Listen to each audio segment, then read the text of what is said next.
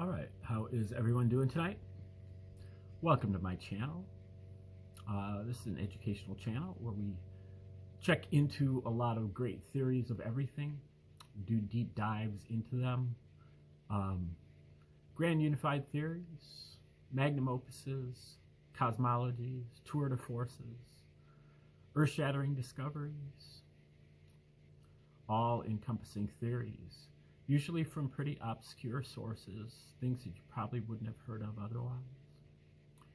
And today is our 215th episode of the Reciprocal Church, where we're looking at different ways of kind of assembling a spiritual praxis for you that will help you to kind of maintain and help you to be able to kind of syncretize your own personal religion, reciprocal religion, maybe, because as we're learning, all the Western religions are about to collapse. There is so much fraud, particularly with the New Testament, but also the Quran and the Old Testament have issues that will be bringing them down as well. And we're looking at the New Testament stuff right now, but we've gone over a lot of different subjects that can help to alleviate this, you know, ecstatic music and dance and hardcore endurance exercises, deep meditation techniques for exotic mental states, entheogens for the same, and looking into sacred geometry and quantum arithmetic, particularly in terms of the golden ratio, and more music studies as well as language studies, the divinity of the power of the word. And today we're looking at a book called Christianity's Origins, a Flavian Secrecy Cult by Michael Menescotz, Menesgotz. If you'd like to go purchase this, it just came out a few months ago. And in it, he goes over a lot of the literature, but especially the works of Josephus and the book of Luke. Josephus's book called The Jewish War, or Wars of the Jews. And he breaks it down by graphing out with Luke on the vertical axis, chapters 1 through 24, and the Wars of the Jews on the horizontal axis, paragraphs 1 through 700 or so. And it makes a pattern. The people, whoever wrote one of these things wrote the other. And there are so many correspondences that if you plot all the points out, you end up getting a pattern that makes 5 Latin letters. Menescotz is by far not the first person to claim that the Gospels were written by the Roman Caesars, which includes Josephus, who was living at the court of Rome at the time that he was writing Wars of the Jews. And he stretches that to, basically just say, well, he also wrote the New Testament then, because whoever wrote one that wrote the other, because they're basically written in unison. One parodies the other, and then the other parodies it right back.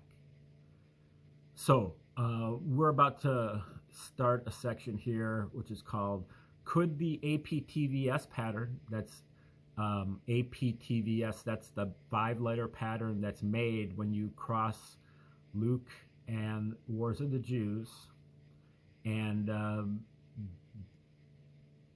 he hasn't quite identified what that stands for. I think it stands for Arius Piso Titus Vespasianus. That Titus and Vespasian are the two emperors ruling at that time, 69 to 81 AD. Also, Arius Piso was kind of like the shadow ruler or emperor at that time. So that's what I think, but he thinks otherwise.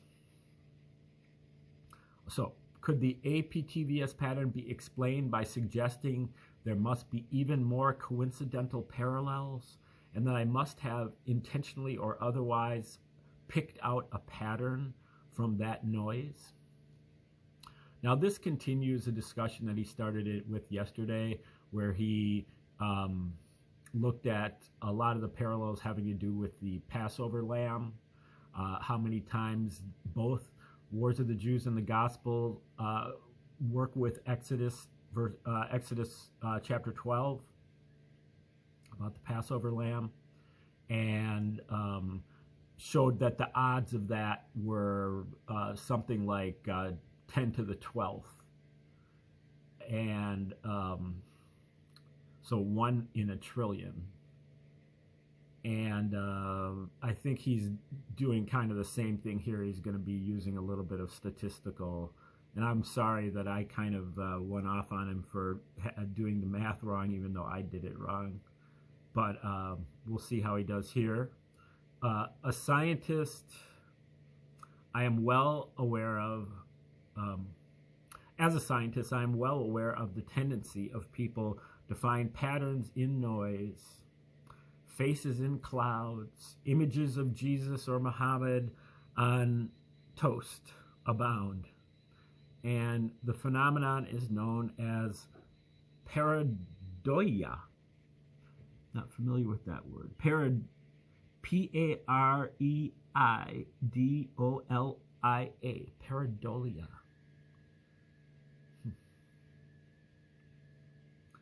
Later in this book, I will take time to demonstrate mathematically that the pattern cannot result from pareidolia. To do so, I will evaluate how much noise would need to be present, or rather, how many coincidental patterns would need to be present to be able to pick out such a detailed pattern of dots forming Latin letters. I can show that there would need to be about 2,000 coincidental parallels for it to become possible to pick out such detailed features as are found in the APTVS pattern. For example, the right-hand edge of the A in APTVS. So that's what he does. I think he breaks down like each line in the letters. They're mostly made out of lines. A few of them are diagonal, some of them are vertical, and some of them are horizontal. If you have a horizontal line, that means that it's really like Luke chapter 23 in the T. Then you have to have dots there for about quite a few different verses or paragraphs within the Wars of the Jews, and they all have to correspond with chapter 23, and really even almost the same verses of chapter 23, or else the line would kind of move up and down just a little. So we'll see how that works out.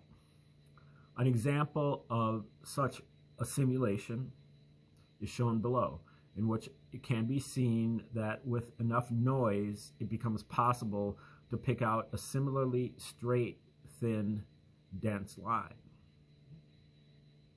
We can use this approach to evaluate how many coincidental parallels would need to be present before it would be possible to pick out a pattern with such precise, thin, and dense straight lines as are found in the APTVS pattern. This is illustrated in the simulated scenario shown below. And he shows this graph. It's basically just the A, just the right side of the A, and the pattern there. And it says, the caption says, illustration of a simulation run to help judge how many coincidentally present yet noteworthy parallels there would need to be before it would become possible for me to have picked out a non-genuine pattern with the level of straight line detail present in the observed APTVS pattern. In this case, repeated testing via such simulated scenarios indicates that Luke, which has under 1,200 verses, would need to contain about 2,000 noteworthy parallels with the Jewish War, each typically involving more than one verse of Luke. So he's saying that in order for there to be that level of, lines, there would need to be literally more than one parallel per verse of Luke, but there aren't. These simulations show that there would need to be about 2,000 coincidental yet notable parallels between Jewish War and Luke before it would be possible for someone to pick out a pattern such as the one observed. If Luke did contain 2,000 coincidental parallels with Jewish War, this would require that if Luke had about 4,000 verses, 100% of them would need to contain notable but entirely coincidental parallels with Jewish War. This whole scenario is impossible since Luke only has 1,151 verses. There simply isn't enough text for there to be enough coincidental parallels for it to be possible to pick out such a well-defined pattern of Latin letters within them.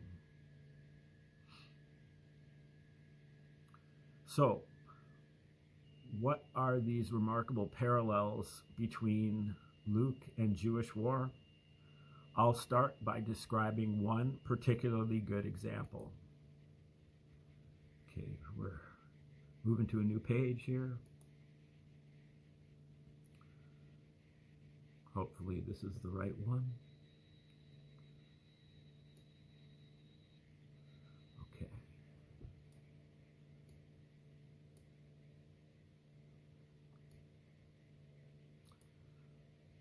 Okay, this section is called the plainest parallel. I will start by offering an example of how the two stories, Jewish War and the Gospel of Luke, contain very detailed, non-conceptual parallels.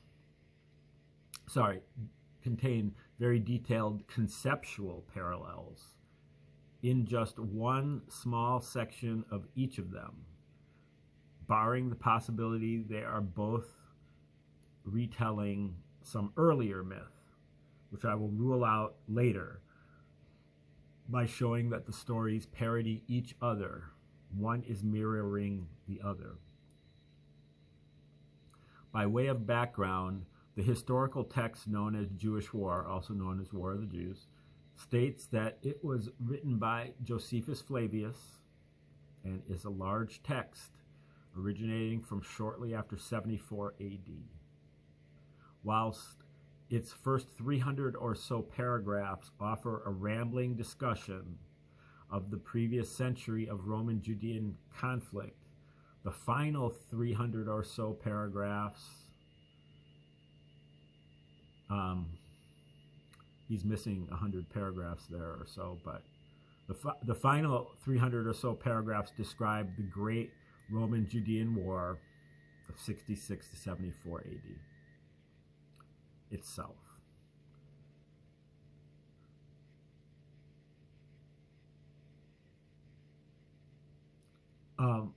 Just to interject, I really recommend that anybody get themselves a copy of Josephus's Wars of the Jews, because then you can demonstrate it to yourself. There's plenty of different copies online, and then you can demonstrate this to yourself. You don't have to take my word for it, or his word for it. You can see right in the text that there are literally hundreds of parallels between Wars of the Jews and the book of Luke. So now you won't be able to pick out all of them until they're pointed out to you. I mean, he said it took him like 4 years to find all of them, as many as he found. I'm sure he's probably not found some of them too. That he maybe would have to do some more reading, and where they're like inside jokes or inside knowledge. He might have to have read a certain letter that Josephus, who's also known as Arius Piso, that he might have written to somebody else, talking about something, and that would give him a clue to recognize another parallel. And hopefully all those parallels are going to still fit into the pattern. I guess that might be a way that retroactively you could kind of try to look for the parallels, to recognize that they're going to be in the pattern somewhere. That's a little bit of circular reasoning, though. Okay, it's also important to understand the scale of this great Roman-Jewish war. Along with the simultaneous civil war in Rome, this great war in Judea, triggered by Judea's bid for independence from Rome, was so epic as to overshadow and define the politics of the era. To show the enormity of this event, the number of direct deaths as a proportion of the world's population of the time exceeds that of World War I and World War II put together. Starting around paragraph 442, Jewish War describes Titus and Vespasian leading 3 legions to decimate and retake Judea. These are the same 2 men who would soon afterwards gain the throne of the whole Roman Empire and authorize the writing of the Jewish war itself. Before offering more detail, I'll start by providing just a flavor of the similarities between their ethnic cleansing campaign as set out in Jewish war and Jesus' story of healing the sick in the Gospel of Luke. Okay, so he's going to quote a section here of Jewish war, I believe. Story in Jewish War abridged. So, the Jews were at the city gate, crying and proclaiming him. Titus was beginning his 3-year campaign on the lake,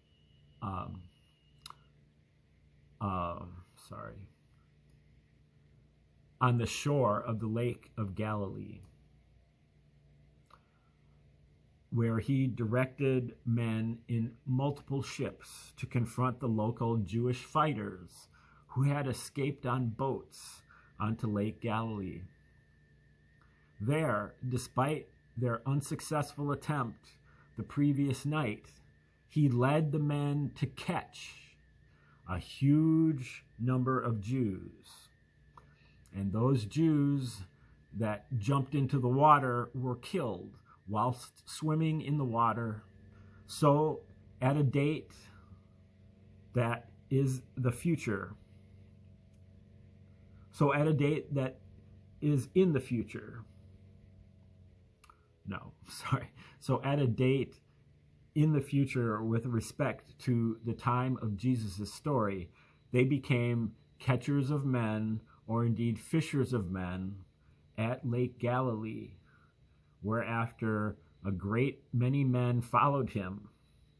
After this, he gave some of the catch as a gift to Agrippa, who was one of the Herods. to Agrippa as slaves, whilst his father went to the other side of the lake to hold council. Mirroring this, we find a conceptually matching story in Luke chapter 4, verses 40, Luke chapter 4, verse 40 through Luke chapter 5, verse 25. Here we find a similar story in which Jesus comes to heal those who were sick, whereafter the Jews were at the city gate crying and proclaiming him. And he arrives, beginning his 3-year campaign on the shore of Lake Galilee, also known as Gennesaret or Tiberias. There he directed men in multiple ships, and despite their unsuccessful attempt the previous night, he led the men to catch a huge number, with one Jew jumping into the water, and he declared at Lake Galilee that in the future he would teach them to become catchers of men, or indeed fishers of men, and took them all as disciples. And then he gave some of the catch as a gift and went over to went over the lake to hold council. That is actually an immense amount of parallels there. I thought that was two separate stories. That his catching a huge number of fish I thought that was when he put the net to the right side of the ship, and then they caught 153 fish or something. But apparently this happens earlier in Luke chapter 4 and 5. So I'll have to look that over again. But that is, you get heal those who were sick. You have the Jews who were at the gate crying and proclaiming him. You have beginning his 3-year campaign on the shore of Lake Galilee. You have he directed men in multiple ships. You have unsuccessful attempt at the previous night. You have led the men to catch a huge number. And you have at Lake Galilee and become catchers of men, or indeed fishers of men, and gave some of the catch as a gift, and went over the lake to hold council. And that's exactly what Titus did in Wars of the Jews. He did all of those things. So for a short passage, that's pretty packed up. Okay, so hopefully the coloring, he underlines these different things in different colors, and I have trouble following that, but other people might benefit from that. Hopefully, the coloring will help the reader quickly see that the stories are conceptually parallel. I will use the same approach throughout this book to aid the reader. The key observation here is that one story appears to be covertly parallel with the other, or indeed is a subtle parable of the other. But to use more conventional 21st century terminology, one document contains a well-hidden parody of the other. Yeah, well, that's true. You might not even notice that if you were reading those two sections next to each other, even though they have just a huge number of parallels. They are well hidden. So that's pretty interesting. Okay, now I will describe these parallels, but in more detail, enabling me to demonstrate that a cursory overview of the parallels does them a disservice. This should help demonstrate why I will take time to highlight the similarities between the texts, and also why a rapid overview would serve to underplay the degree of similarities between the texts. Um, let me see. I'm just looking at the footnote to see if it's noteworthy. I think it's just kind of about the paragraphs. Yeah, it's actually where he was talking about the number of deaths in Wars of the Jews. I believe that Titus said that, or Josephus might have actually said that there were 1,000,000 Jews dead. I think it was like 1,100,000. Don't quote me on that, though. Okay, I'm just turning the page, which is a little bit dicey here on this way I've got it set up. Okay.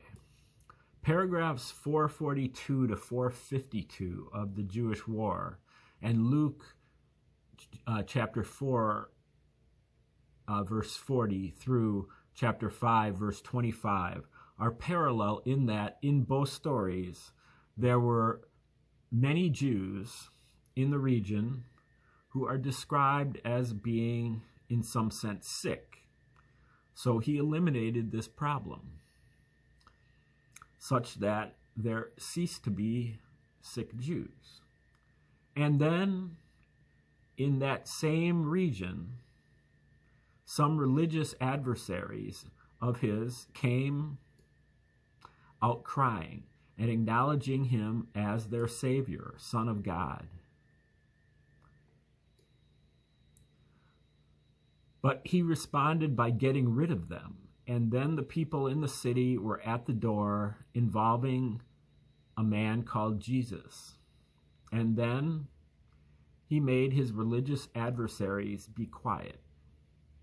And at the time, he was beginning a 3-year campaign in Judea at Lake Galilee with the purpose of making the Jews repent, where he began by sending good news in connection with his Father and a man called Jesus. And the story uses the Greek word evangelistai for good news.